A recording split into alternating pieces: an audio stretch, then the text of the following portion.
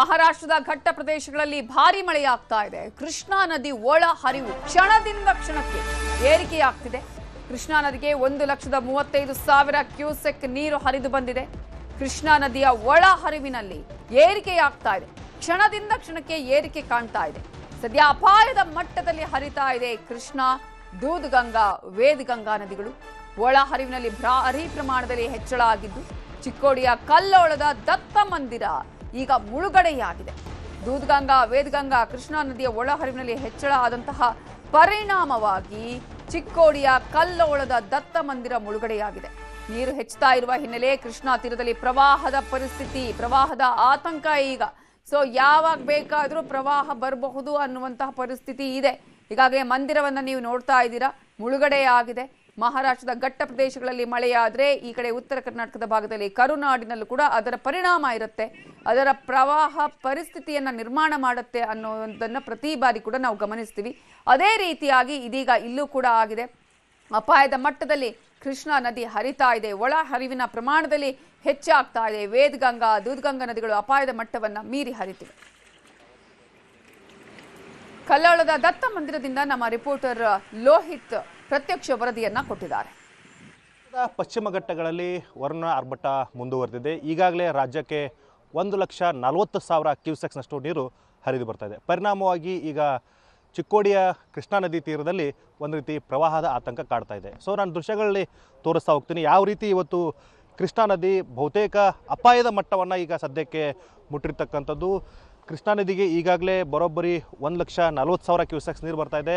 ಮಹಾರಾಷ್ಟ್ರ ಆಗಿರ್ಬೋದು, ಹಾಗೆ ಅಲ್ಲೇನು ಪಶ್ಚಿಮ ಘಟ್ಟಗಳಲ್ಲಿ ಮಳೆ ಬೀಳ್ತಾ ಇದೆ. ಬರೀ ಮಳೆ ನೀರು ಮಾತ್ರ ಈ ಮಟ್ಟಿಗೆ ಬರ್ತಾ ಇದೆ. ಯಾಕಂದರೆ ಈಗಾಗಲೇ ಮಹಾರಾಷ್ಟ್ರದಲ್ಲಿ ಬಹುತೇಕ ಜಲಾಶಯಗಳು ಇನ್ನೂ ಅರ್ಧ ಕೂಡ ತುಂಬಿಲ್ಲ. ಆದರೆ ಮಳೆಯ ಒಂದು ರೀತಿ ಪ್ರಮಾಣ ಯಾವ ರೀತಿ ಇದೆ ಅಂತಂದರೆ ಬಹುತೇಕ ಕೃಷ್ಣಾ ನದಿಗೆ ಇವತ್ತು ಪ್ರವಾಹದ ಆತಂಕ ಕೂಡ ಇಲ್ಲಿ ಕಾಡ್ತಾ ಇದೆ. ಸೊ ನಾವು ದೃಶ್ಯಗಳು ನೋಡ್ಬೋದಾಗುತ್ತೆ. ಕೃಷ್ಣ ಈಗಾಗಲೇ ತನ್ನ ಒಡಲನ್ನು ಬಿಟ್ಟು ಅಕ್ಕಪಕ್ಕದಲ್ಲಿರ್ತಕ್ಕಂಥ ಜಮೀನುಗಳಿಗೆ ನುಗ್ಗಿದೆ.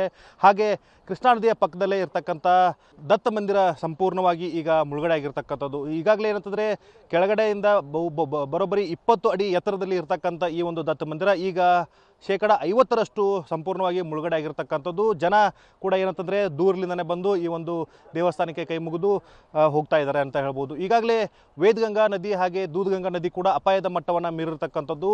ವೇದಗಂಗಾ, ದೂದ್ಗಂಗಾ ನದಿಗಳಿಗೆ ಬರೋಬ್ಬರಿ 30,000 ಕ್ಯೂಸೆಕ್ಸಷ್ಟು ನೀರು ಒಳಹರಿವು ಬರ್ತಾ ಇದೆ. ಈಗಾಗಲೇ ಏನಂತಂದರೆ ರಾಜ್ಯದಲ್ಲಿ ಕೊಂಚ ಮಳೆ ಪ್ರಮಾಣ ತಗ್ಗಿದ್ರೂ ಕೂಡ ಮಹಾರಾಷ್ಟ್ರದ ಘಟ್ಟ ಪ್ರದೇಶಗಳಲ್ಲಿ ಏನು ಮಳೆ ಬೀಳ್ತಾ ಇದೆ ಆ ಒಂದು ಮಳೆ ಪ್ರಮಾಣ ಇದುವರೆಗೂ ಕೂಡ ಕಮ್ಮಿ ಆಗಿಲ್ಲ.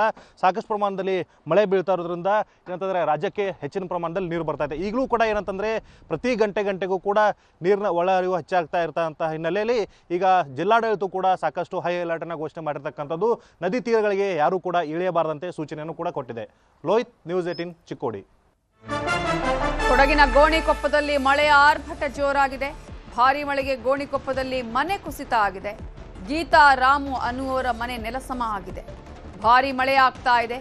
ಈ ಹಿನ್ನೆಲೆಯಲ್ಲಿ ಗೋಣಿಕೊಪ್ಪದಲ್ಲಿ ಮನೆ ಕುಸಿತ ಆಗಿದೆ. ಕೊಡಗಿನ ಗೋಣಿಕೊಪ್ಪದಲ್ಲಿ ಮಳೆಯ ಆರ್ಭಟ ಜಾಸ್ತಿ ಆಗಿದ್ದು ಗೀತಾರಾಮು ಅನ್ನುವರ ಮನೆಯೇ ನೆಲಸಮಗೊಂಡಿದೆ.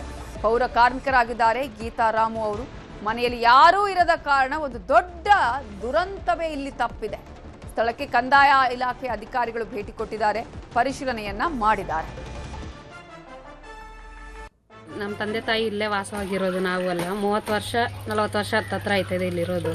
ಮನೆ ಸ್ವಲ್ಪ ಬಗ್ಗಿದ ಮೇಲೇ ಪಂಚಾಯತಿ ಪೌರ ಕಾರ್ಮಿಕರು ಕೆಲಸ ಮಾಡೋದು ನಮ್ಮ ತಂದೆ ತಾಯಿ ಮತ್ತು ಹಸ್ಬೆಂಡ್ ಎಲ್ಲ. ಅಲ್ಲೋಗಿ ಸೇರಿದ್ವಿ. ಸ್ವಲ್ಪ ಬಗ್ಗದ ಮೇಲೆ ಮನೆ ಬಾಗಿಲಿಲ್ಲ ಅಂತ ಇಷ್ಟುವರೆಗಾಗಿ ಏನೂ ಮಾಡಿಲ್ಲ. ಮನೆಯೂ ಬಿದ್ದೋಗಿದೆ. ನಮಗೊಂದು ಸೌಲಭ್ಯನೂ ಇಲ್ಲ, ಏನೂ ಇಲ್ಲ. ಉತ್ತರ ಕನ್ನಡದಲ್ಲೂ ಅಷ್ಟೇ ಮುಂದುವರೆದಿದೆ ಮಳೆ. ಭಾರಿ ಮಳೆಗೆ ಮನೆ ಮೇಲೆ ಬಿದ್ದಿದೆ ಮರ. ಅಂಕೋಲಾ ತಾಲೂಕಿನ ಕಲ್ಲೇಶ್ವರದಲ್ಲಿ ಈ ಘಟನೆ ನಡೆದಿದೆ. ಭಾರಿ ಮಳೆ ಸುರಿತಾ ಇದೆ. ಈ ಹಿನ್ನೆಲೆಯಲ್ಲಿ ಮನೆ ಮೇಲೇನೆ ಮರ ಬಿದ್ದಿದೆ. ಉತ್ತರ ಕನ್ನಡದಲ್ಲೂ ನಿರಂತರವಾಗಿ ಮಳೆ ಸುರಿತಾ ಇದೆ. ಕಲ್ಲೇಶ್ವರ ಗ್ರಾಮದಲ್ಲಿ ಮನೆಯ ಮೇಲೇನೆ ಮರ ಬಿದ್ದಿರೋದು. ಮನೆಯವರು ಊಟಕ್ಕೆ ಕೂತಿದ್ರು, ಆಗ ಮರ ಬಿದ್ದಿದೆ. ಮನೆಯಲ್ಲಿದ್ದವರು ಪ್ರಾಣಾಪಾಯದಿಂದ ಪಾರಾಗಿದ್ದಾರೆ. ದಯಾನಂದ ಅನ್ನುವರಿಗೆ ಸೇರಿದಂತಹ ಮನೆಯ ಮೇಲೆ ಮರ ಬಿದ್ದಿದೆ. ಸ್ಥಳೀಯರ ನೆರವಿನಿಂದ ಮನೆಯ ಆ ಒಂದು ಮೇಲೆ ಬಿದ್ದಂತಹ ಮರವನ್ನ ತೆರವು ಮಾಡುವ ಕಾರ್ಯ ಆರಂಭ ಆಗಿದೆ. ಉತ್ತರ ಕನ್ನಡದಲ್ಲೂ ನಿರಂತರವಾಗಿ ಮಳೆ ಸುರಿತಾ ಇದೆ. ದೃಶ್ಯಗಳಲ್ಲಿ ನೀವು ಗಮನಿಸ್ತಾ ಇದ್ದೀರಿ. ಊಟ ಕೂತಿದ್ರು ಅವರು, ಮಳೆ ಬರ್ತಾ ಇತ್ತು.